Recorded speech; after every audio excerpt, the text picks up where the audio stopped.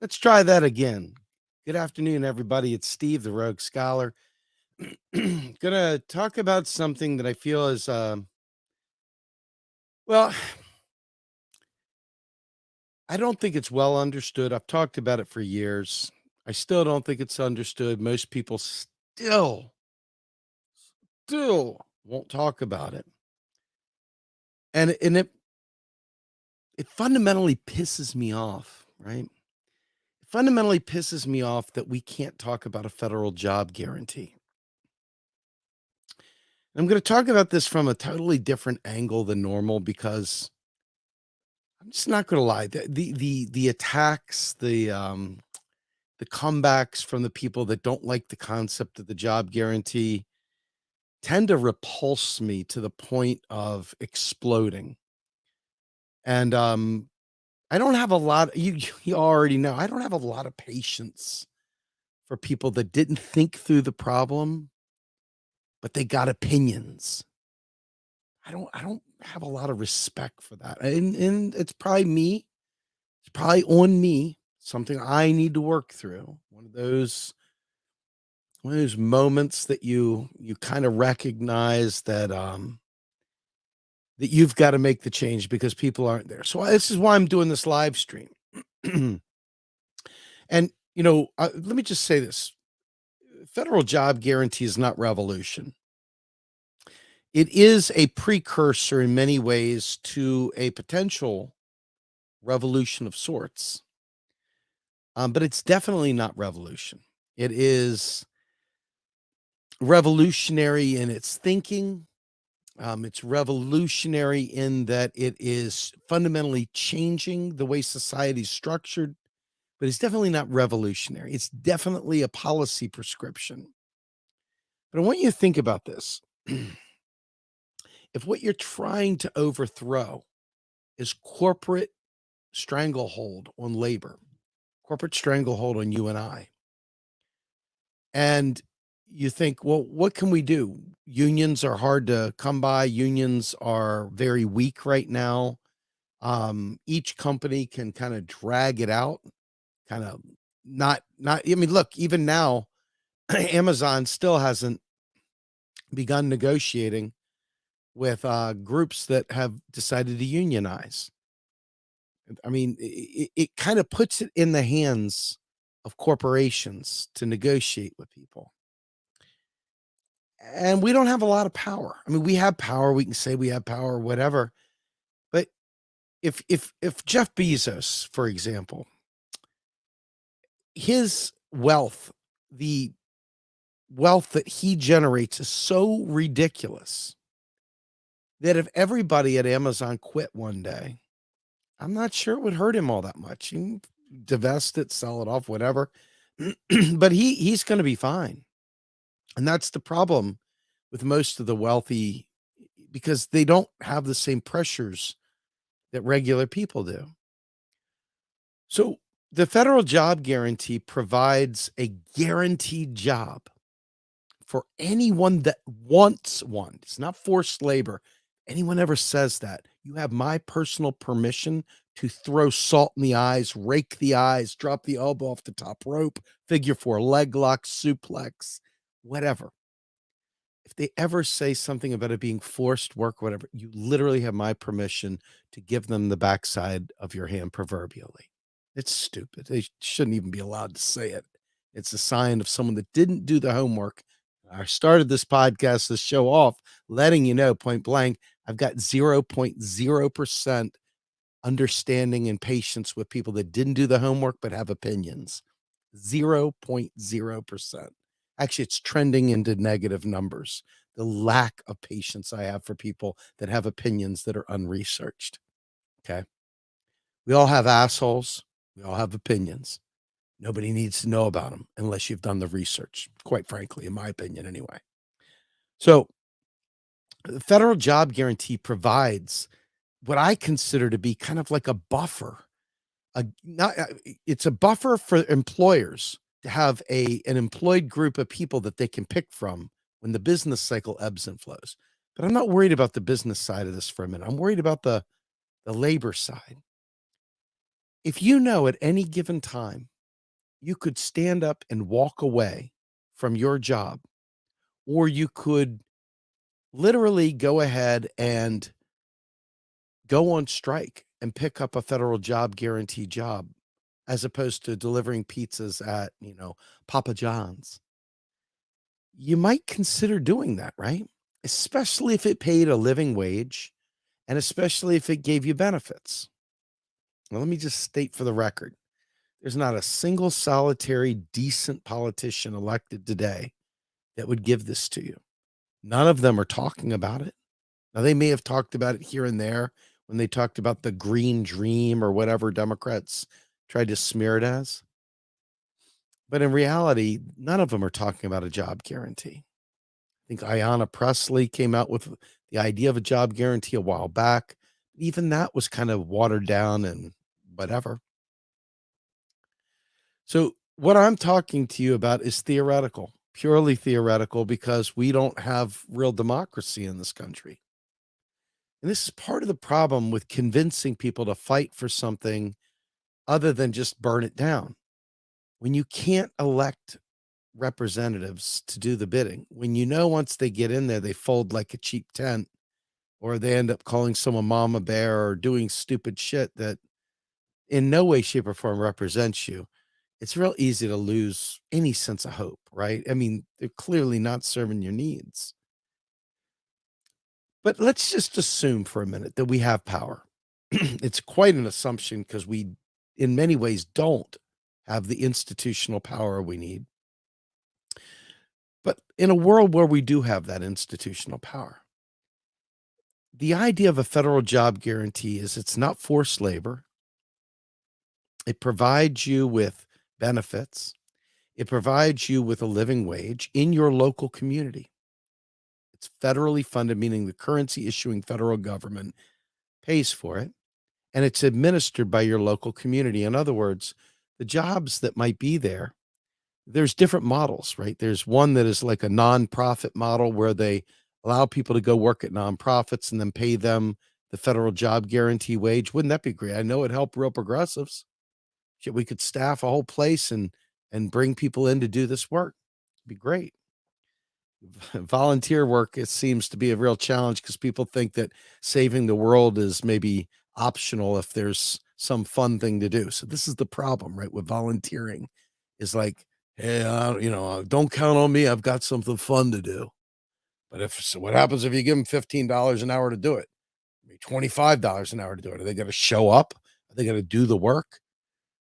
Probably better than a volunteer, unfortunately, because a volunteer doesn't think the mission matters unless there's money tied to it. It's weird, right? It's kind of weird. Your goal is to change the world, but there's no money in it. So people act like, I don't have to call, I don't have to check, I don't have to do whatever. And that's kind of part of the problem. So a federal job guarantee would compensate in one model, nonprofit work. In another model, it might be completely redefining work. Bring your own concept of a job. You're an artist, bring it in. You're going to teach kids Monday, Wednesday, Friday painting lessons, and the rest of the time you're going to be painting. There was one time where Bill Mitchell talked about paying surfers to go out and surf, but while they're surfing, to do water samples for the local, health department or whatever. So there's a ton of opportunities there to do things.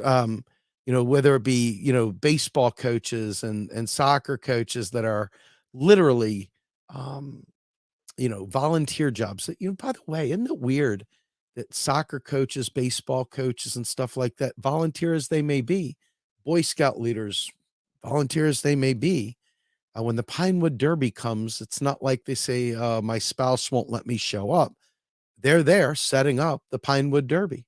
They're there setting up the basis for baseball practice. They're there making sure that the concession stand is running. It's weird. We'll do that for recreational baseball, but we won't do that to change the world. Doesn't make sense to me. In any event, so you have I will give you my job description, what I'd like to do, and then you guys decide if you'll fund it. We've got the nonprofit model, whatever. But then we've got like lots of other opportunities there. None of them are cut and dry because it's all theoretical. Okay. It's all theoretical how we want to do it. Um, Folks like Pavlina Chernova have done great work on this space. She wrote a book called Case for a Job Guarantee. Please go read it. If you go to our website, realprogressives.org, you can check out our book club where we went through her book as part of that. And you'll learn a whole lot about the job guarantee as well. Plus, you can listen to our Macro and Cheese podcasts where we've had Fadl Kaboub, Ellis Winningham's even been on talking about it, Bill Mitchell, Warren Mosler, and others. Now, Warren Mosler has a different perspective on the job guarantee. He sees it truly as a buffer stock of unemployed people becoming employed in a transition job. He does not like the term job guarantee. He likes the term transition job because then he would like to see people transition back into the private sector work pool. I don't like that as much. I understand why he wants it that way, but I want more revolutionary ideas. There are others out there who would try to make the job guarantee more than it is. The job guarantee is kind of the base case, the base use case for the base level of employment. By having a job guarantee, you set the de facto labor standard. You tie your currency to labor. You have a nominal price anchor, which is why you don't do a stupid UBI, folks. You just don't do it. It's a Trojan horse that allows the technocrats and the Silicon Valley people to hike up costs, to make you a consumption unit. Just think about what happened during inflation. We were watching the rich gouge the shit out of us, right? Why? Because they thought we got a little bit of money during the pandemic. And they needed to shut off the idea that the federal government could afford things. So they jacked up prices to suck back the gains anybody had during the pandemic. Never mind the fact that they're about to crush us with student debt kicking back in. So there are those that would like to see the job guarantee be more than the base case for that employment, setting the base wage, the minimum wage, if you will, by de facto. And then any company that wants to hire you, let's say the job guarantee wage is, say, I don't know, $15 an hour. Any company you would work for would need to meet or beat that $15 an hour. However, because it's a federal job, that federal job would come with federal benefits, the kind of benefits that a public servant gets today. Now, those other companies, the Walmarts of the world, et cetera, would need to meet or beat that package, not just the wage, but the package. That means that it raises everyone's living standard up significantly. Now, we always get the low end troll that says, what about the disabled? What about the people that can't work? What about the people that don't want to work? To them, I say, you didn't listen to a motherfucking word I said the first 10 minutes of this thing. The fact is that there are several models that we can do. One is create your own job. If you're sitting there and you can be online doing social media, you can sit there and do Facebook and you can complain about the job guarantee on Twitter. You can do an online job. You can do something. You can do anything. This is not to say make work. This is maybe you are the person that calls elderly people who are lonely, that need a friend. Maybe your job is to play virtual checkers with somebody who's in a facility who otherwise wouldn't have friends. Maybe you're a big brother that you would talk to people, or a big sister and talk to people online. Maybe you work a suicide crisis hotline and talk to people. I don't know. The opportunities are limitless. But there are people out there who say, but what about mass automation? What about it? I guarantee you, if you want to be in a cartoon world, the abacus is sitting there trembling in its seat as the calculator is invented. I could see the two abacuses going, this is the end. There'll be no more beads to pull across those lines. That goddamn calculator is taking my job. All of a sudden, calculator's like, well, fuck you too, man. The computer's kicking my ass. Oh no, there's a computer. Whatever will we do? I don't know. There's an app on your computer now that has a calculator. See, it just makes me disgusted. Disgusted. You think about the wagon wheel maker, right? And he's sitting there seeing the steel radial come out. He's like, oh my God, whatever are we going to do? There's no more metal wheels anymore. They're going to need steel radials. It's like, oh my God, the horse and buggy, it's not going to work anymore. Oh my God, there's this car, this combustible engine. Whatever shall I do? Okay. I'm not a big fan of anyone that doesn't get that stuff. If you didn't get that, cringe a little bit, right? So if you go back, realize this. I started this conversation saying that in the absence of revolution, the only way you're getting rid of private property and the private sector is by revolution. That's it. You're not going to vote that into being, which means you're also not going to get a policy in place while the world is burning down because you have revolution. No, policies are for the existing order. We don't have enough energy. People aren't, willing to be revolutionary, whatever. There's not enough energy. Material conditions aren't right. There's no revolution coming. Okay. We got to put that off to the side. I don't care whether you like private property or not. At that point in time, it doesn't matter. Okay. I can't do anything for you. There's no revolution happening. Period. And I'm not going to kill people to make sure that you get your revolution so that you don't have to worry about private property. I'm just not going to do it. Lenin wouldn't do it either, by the way, just in case you were wondering. So the Mac Daddy of the Bolshevik Revolution wouldn't do what I just said either. So don't act like you're better than Lenin. Try not to. Try to downsize the ego. Remember, Lenin wouldn't have done it. We're not going to do it either. So that means that within the space, within this sphere that we have to work with, knowing, again, going back, we don't have any politicians to do our bidding. We have no democracy. So this is all theoretical, right? We're caught between two worlds. We don't have anybody really willing for a revolution.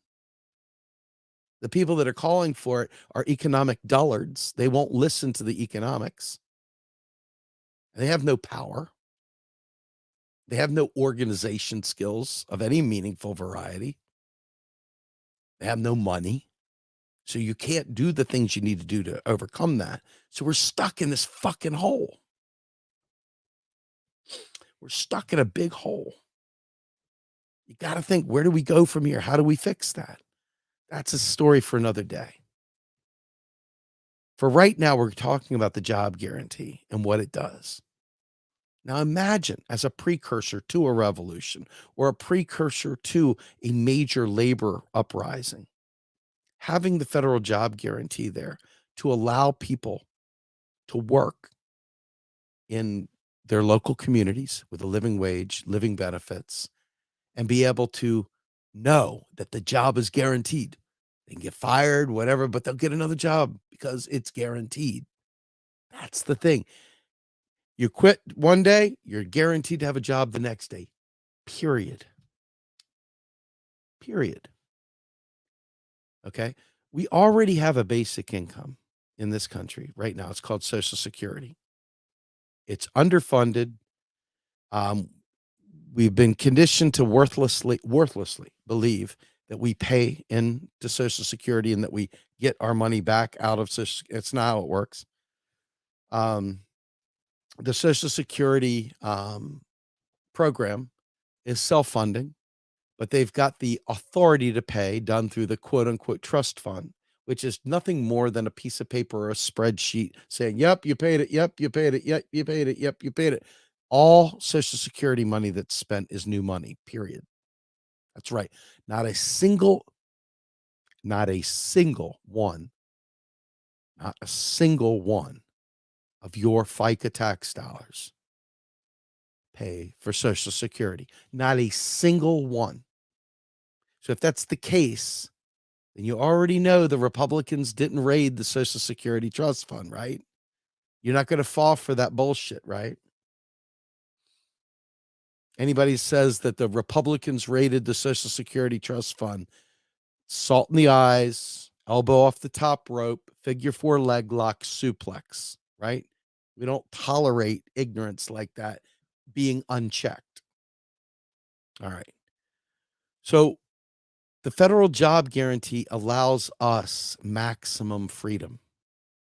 UBI does not, because then we're begging and pleading that the Elon Musks of the world don't raise prices, that they don't jack up their prices on things that they have stranglehold on, that Bill Gates doesn't play games with patents and withhold services from us because we have just become consumption units. Here's your money. Wait for Bill Gates to service you.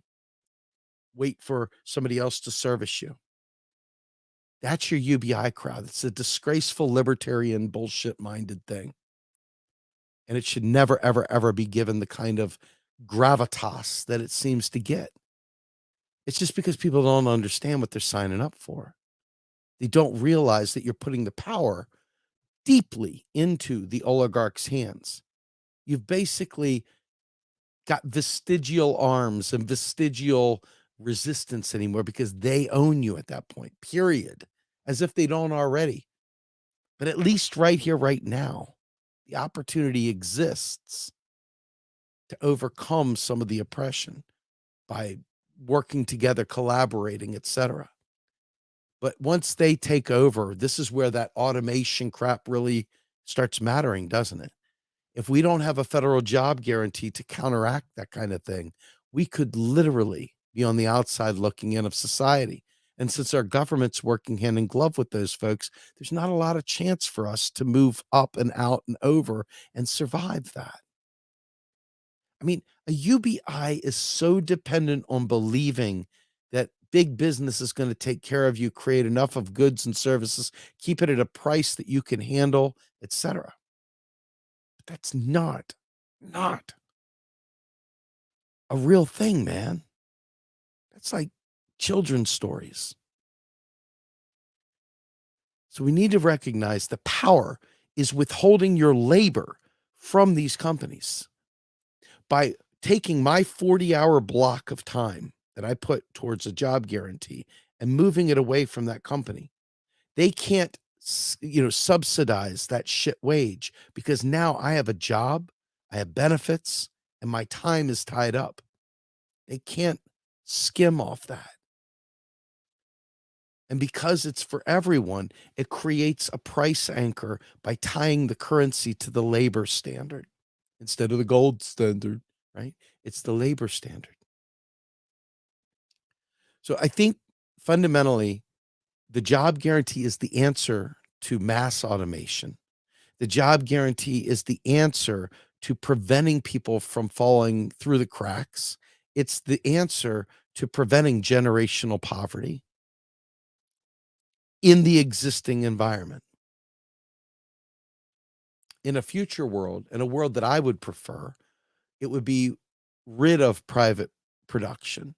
It would be rid of many of the things that are profit seeking, rent seeking. A lot of these things would be eradicated in its entirety. But that's not the reality. I fight with people every single day that don't understand the difference between private property and having things like a cell phone or a book or, headphones or whatever. They confuse private property with possessions, and it couldn't be more different. Okay, couldn't be more different. So you got to live in two worlds, right? You got to live in a future world where you want revolution, where you want change, where you want to do these things. And then you got to live in the real world where you're at right in the moment and say, what do I do now? What do I do now? I can't answer that for you, but in the job guarantee framework, think about all the things that need to be done in your local community. All the things that would help your neighbors. All the things that would bring about a rise in democracy in your local community by making people pay attention to what's going on with the job guarantee. It's a democracy enhancer by getting people engaged and involved and looking at what possible things the community needs and then creating jobs for people to fulfill them within that job guarantee.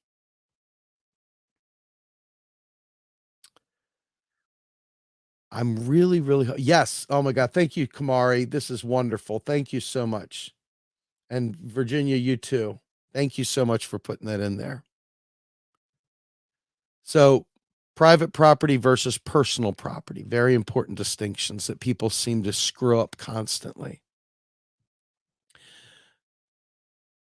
It's hard for me to talk about the job guarantee these days, not because I don't agree with it. I think it's fantastic, but because I understand at a deeper level, especially in the heels of my work with Clara Mattei and even my most recent interview with Tom Fozzi.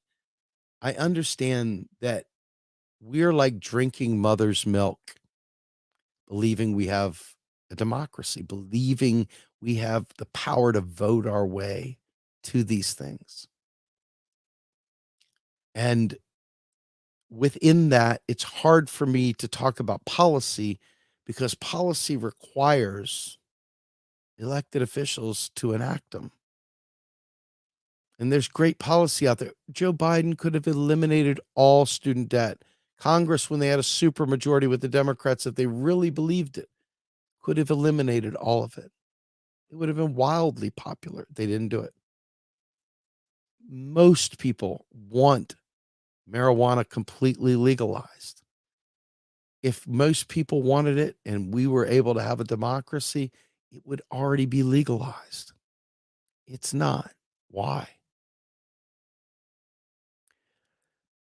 We are in a position where there are markets that benefit from these laws. There are markets that benefit from redlining properties. There's markets that benefit from the drug war. There's markets that benefit from all of our malaise. And so, even though it's wildly popular, people like Joe Biden and W and others, well, they created industry based on surveillance. They created industry based on, drug detection. They created, all kinds of industry based on, you know, digging into your personal information online. So you have to understand that we don't live in a democracy. I don't mean this harsh. I don't mean this to be like some alarmist thing. I'm telling you, we don't live in a democracy. There's zero proof that you're voting your way to anything good.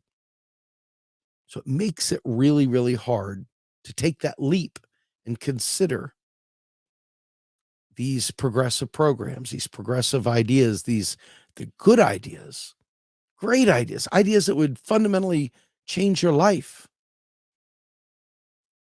But you've got no one in there that's willing to put them forward. And it's like, even if they were willing to put them forward, we already know the games they play. There's the rotating villain, there's the parliamentarian, there's the Supreme Court, there's the Senate, there's always something. There's the free speech absolutists that lie, that allow misinformation, you know? And in the end, we're reactionary animals. Most people are not calm, cool, and collected. Most people don't take a lot of time to think through a problem. So we're stuck, right? We're stuck. Just imagine if a job guarantee existed, the ability to walk away at any given time, to organize a strike and mean it, and be able to walk away without looking back, get your job guarantee, and really, really make your employer sweat. If they want you back, they've got to do what's being said. If not, you walked away and you got a job. Now, problem is that on top of it being impossible to vote your way there, you also have to understand that there are a lot of people out there that believe in the free market that doesn't exist, by the way. And they want to make sure that in the end, they keep the wage low, they keep you in precarity. They want you to roll off the job guarantee and they want you to roll back in the private sector. That may not be what everybody wants. The job guarantee allows you a permanent place if you want. If you want that to be your job forever, there would be nothing that would prevent that. Not in the proposals I know that are out there. So I do know this. I want you guys to think about this. I don't think Richard Nixon was exactly an environmentalist. He was a cloth coat Republican for sure. Don't think he was an environmentalist. But somehow or another, Richard Nixon, during his time, signed into law the Environmental Protection Agency. Republican, disgraced president. Hey, Dano, tan, rested, and ready. Right? Dead president of the United States, Dick Nixon. He definitely showed that when people organize and they push forward, that things can happen. Not maybe the way we want it to, not through democracy, but simply through the fact that they don't want pitchforks and torches. I mean, that's about the only thing we've got, in my opinion, to make these sorts of things happen, is taking to the streets in nonviolent, direct action, become ungovernable, become a nuisance, become a threat to their power. And I'm here to tell you it's a challenge because people don't believe in it. People are scared. People like binge watching shit. Hell, we've got volunteers that know. You tell them check in every day into our workspace, and they won't. They'll go days without checking in. So imagine how a revolution would occur with that group of people. It wouldn't. You're fucked, right? Hey, check in every day so we can plan, and bam. No, too much. So just know that as much as you might be angry at the Democratic Party, and God knows they're feckless and worthless, your own revolutionary friends won't do the basic things required to build the energy to mobilize a movement. They won't. Can't be bothered. Cannot be bothered to do something as simple as, let me check my phone and check. Maybe I can retweet that. Maybe I can share that. If they won't do that, what makes you think they're going to do a revolution? Seriously. Anybody. You can be in a wheelchair. You can be laying in bed. You can be on the toilet. And you can hit share. Something as simple as share. Tweet, I support this. Whatever. Too much. Too much to ask. Remember that. If you want better, you must do better.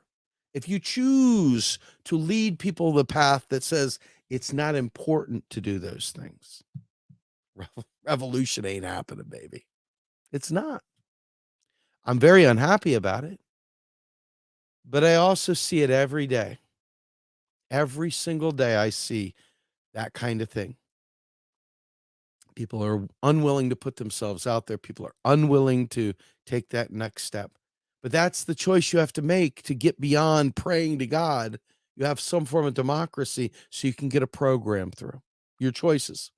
Rely on the people that won't even retweet or check in or do anything. Or, you see what I mean? You're caught between a rock and a hard place.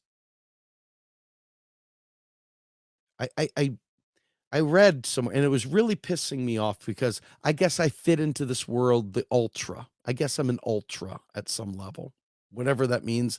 I had to look it up. It's people that are radically left that aren't willing to just kind of go along to get along, right? I guess I'm an ultra. I don't like the term. I don't care about the term, but I guess that's what I am. And yet at the same time, though, I'm also looking at, they say you got to go to war with the team you got. I look around and I realize, honest to God, you could literally lay a plan out. And if people don't show up, it ain't happening. I don't care how much you want it. I don't care how much you scream, bring down the duopoly, dem exit, whatever. It's just words, man. Just pop, pop, pop, pop, pop, pop, pop. Just chitter chatter. You've got to really, really want it. So we're back to the job guarantee. You're saying, I can't vote my way there. The only way to get a program through is to vote my way there. The material conditions aren't enough to break people away from Netflix, listening to clickbait shit. So they're not going to stop. So what do? You can blame the oligarchs all day long. And that's the convenient thing for the people that don't check in and don't do those things. Let's punch up. They're there. We know that. We see you. But then it's like, okay, we got to organize down here. And everybody's like, well, we got to make it so simple. So simple. It can't in any way, shape, or form be hard. It's got to be so simple. They just hit this button and they feel revolutionary. Guys, I hate to break this to you. But unless you're willing to do more than bellyache about dem exit crap, unless you're willing to do more than that, you're not even getting that. You're not even getting that. It puts me into a really, really bad, puts me into a bad space because you feel trapped. You feel like you're a feral animal trapped. You're trying to figure out how to get anyone to move. And you realize most people aren't that far down the runway. They haven't thought through most of these problems. So you're stuck on remedial to get over here because you need everyone to sing the same sheet of music or you're not making any progress. So I'm interested in the comments, if you wouldn't mind. Let me know what your thoughts are on a job guarantee. Let me know what your thoughts are on organizing. Let me know what your thoughts are on the state of people's unwillingness to do the most basic things like check in or say hello or hey, I'm not going to be doing my show this week or whatever, right? Just the most basic rudimentary things. And then ask yourself where this revolution's going to come from. And then start to realize I can't have a job guarantee. I've gotten a democracy. I can't have a revolution. They can't break free from binge watching Netflix. There's your dilemma, folks. The bridge, the gap, the lacuna right there, the gap between revolution and policy. I got no democracy and got no willingness. Everybody wants to be mad on social media, fist in the air. And nothing else. So that means that the people that are busy working every day, the oligarchs and their paid minions, are busy working on a way to make us consumption units. They own the media, they own all these other aspects of society. And unless we're willing to do something different, we're trapped. We're trapped. It's a trap. So I'm going to go through. I saw some super chats, and I want to go ahead and read them all off and thank everybody. Let's go through here and see what happens. All the way to the tippity top. Oh, lots of super chats. Awesome. Awesome. Let's start here with Virginia. The cradle will rock for examples of the WPA's Federal Arts Project. Yes. Very, very good points. Let's go up here and see if I missed. Oh, there was one more. Double K. Thank you. Keep on going. We already got Virginia. Double K.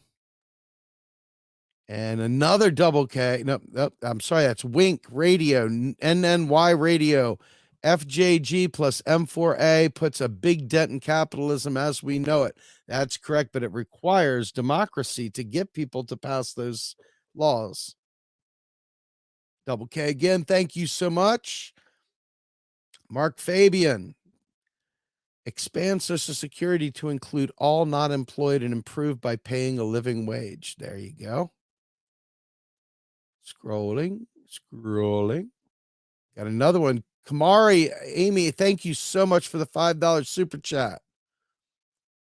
And let's see. We need to get class revolutionary unions back. I'm putting that up there because that is a comment that should have definitely gotten identified there. Let's go through here. Free market, what a joke. Absolutely. So many good comments. Peter Principle is eliminated under at FJG. Yes, sir. What's a good book to get introduced to MMT? I'm going to say Seven Deadly Innocent Frauds. That's the one I started with. That's with Warren Mosler. There's also a great book, Making Money Work for Us, brand new, fresh from Randall Wray. Of course, the staple is The Deficit Myth by Stephanie Kelton. I would say that Bill Mitchell's Reclaiming the State is worthwhile, very worthwhile, with Tom Fozzie. I would say, please read every transcript from our Macro and Cheese podcast, and you will have a PhD level understanding of this stuff.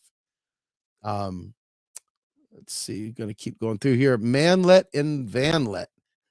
Hello, Lance here, Troy. Just a few coins for you. Thank you so much, Troy. Manlet and a Vanlet. Let's see here. Laugh out loud. Looks like a blue wave. On the other hand, I'd be proof of that full head of hair. All right, keep going through here. Do we have anything else? And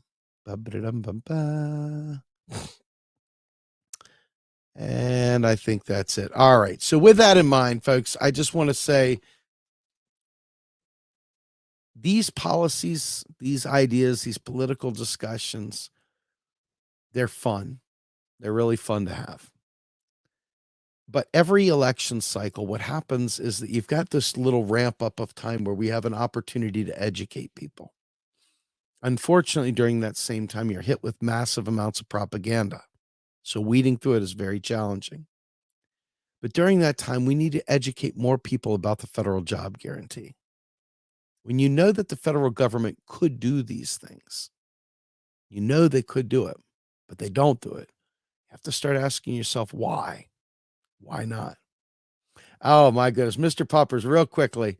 So we the family, this is a little inside dish on Grumbine. I've been living like a feral animal for a long time, and I'm going to continue to. My finances are so terrifying right now. It's not even funny. The idea of getting a dog was crazy, but the problem was is that the spiritual condition in my own home was really suffering mightily. And we needed some empathy and we needed some compassion inside the walls.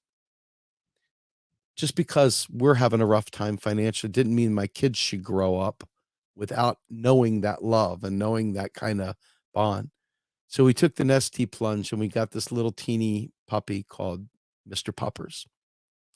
And he's taking a nap right now. Worked him hard today. I want to say this. It was terrifying to get a dog. And I almost didn't do it because of finances. But because of the need for my kids, I'm going to figure out a way to bypass my own shitty deal with finances and somehow or another make sure that they lead a full life, regardless of my situation. I don't know how I'm going to do it, but I'm going to try. I'm going to keep trying. I don't want them to have to pay for this world that sucks so fucking bad and has so little hope in it because we don't live in a democracy. We don't live in a place where we control our outcomes. We are slaves within this system. So, in any event, Mr. Puppers will make an appearance at some point. It wasn't today. It was not today. Puppers, Puppers. My son came up with a cami, said, I name him Mr. Puppers. And so now he is AKA Mr. Puppers.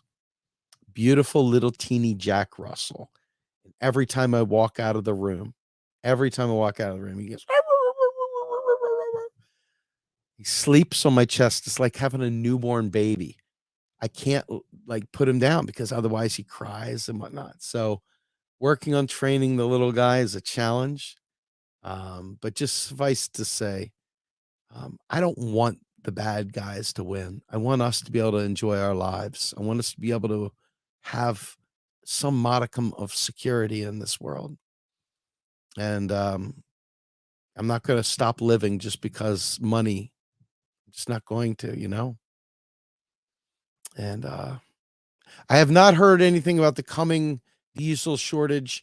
Folks, look, there's a lot of games being played out there.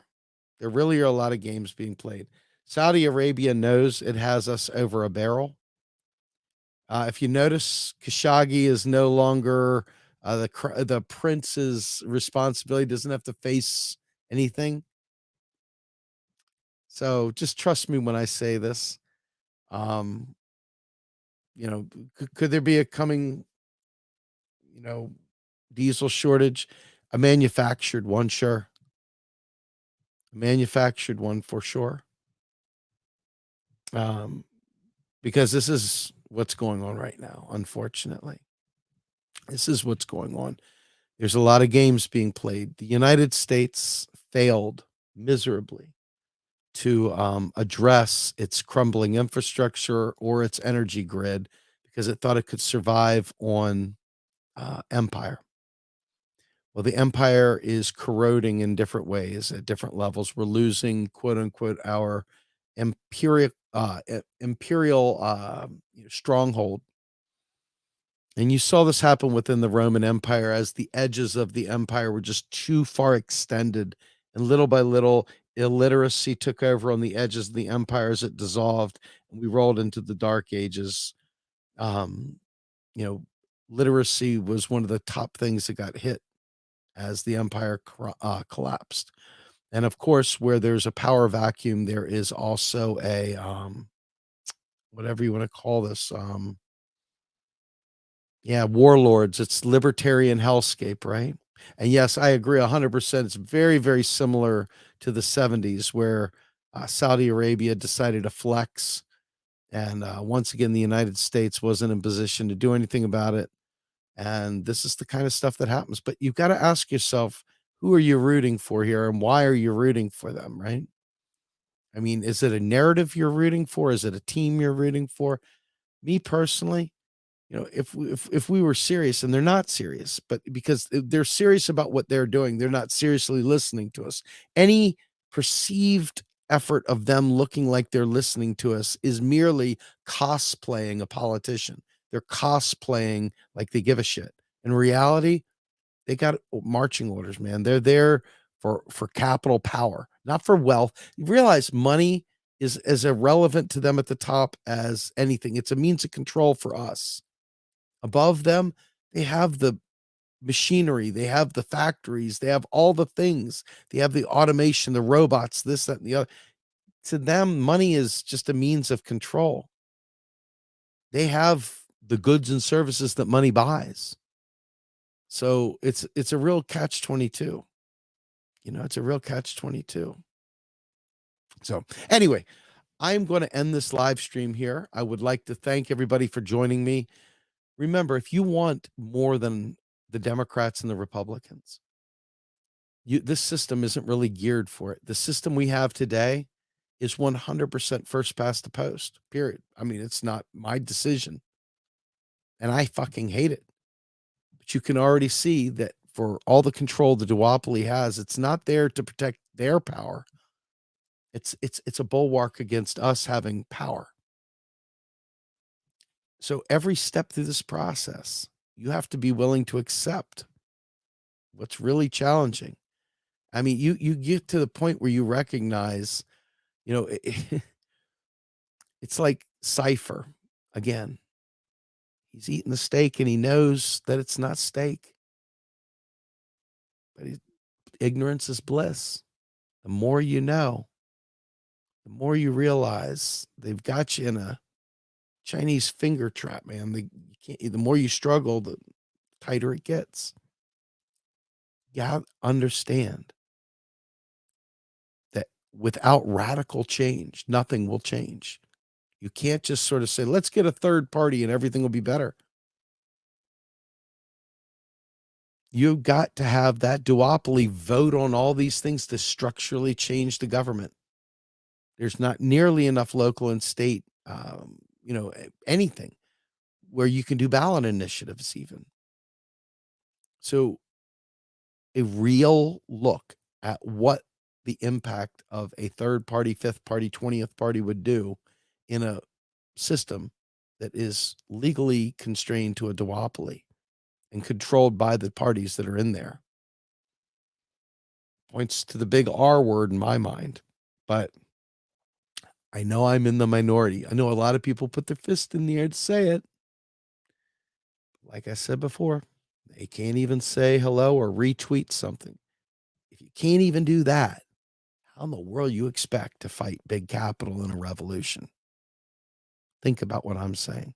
If you're not revolutionary enough even to hit the like button or subscribe button or the share button, how in the world are you going to lead a revolution? Which is what we need. We just ain't got no, we got none of that juice. So anyway, I am Steve. I am indeed the Rogue Scholar, and I am also indeed out of here.